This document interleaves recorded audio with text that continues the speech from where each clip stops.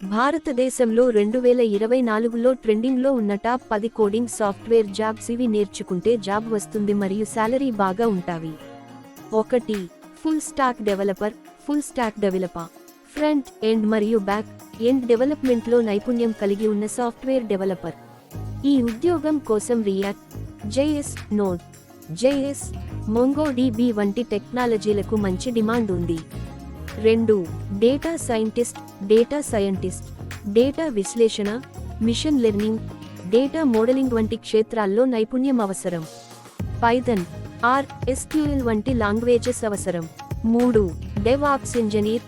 DevOps engineer software development మరియు IT ఆపరేషన్స్ను సమర్థవంతంగా నిర్వహించడం. ఏడబ్ల్యూఎస్, డోకర్, జింకన్స్ వంటి టూల్స్లో అనుభవం అవసరం. 4. Security engineer. Security engineer cyber security మరియు నెట్వర్క్ సెక్యూరిటీలో నైపుణ్యం అవసరం. ఇథికల్ హ్యాకింగ్, పెనిట్రేషన్ టెస్టింగ్ వంటి రంగాల్లో అవగాహన అవసరం. 5. Mobile app developer. Mobile app developer Android మరియు ఐఓఎస్ ప్లాట్ఫారంలకు అనువుగా ఉన్న యాప్స్ను డెవలప్ చేయడం. జావా, కోట్లన్, స్విఫ్ట్ వంటి లాంగ్వేజెస్లో నైపుణ్యం అవసరం. 6.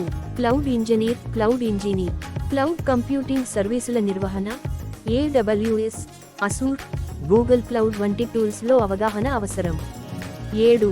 Artificial intelligence engineer.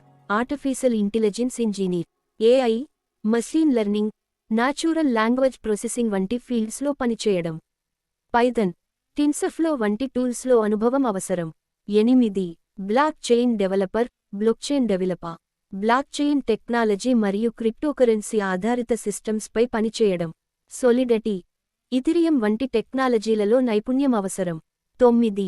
Front end developer. Front end developer web user ఇంటర్ఫేస్లను డిజైన్ చేయడం. HTML, CSS, JavaScript, React, JS వంటి టెక్నాలజీలలో అనుభవం అవసరం. 10. Software test engineer.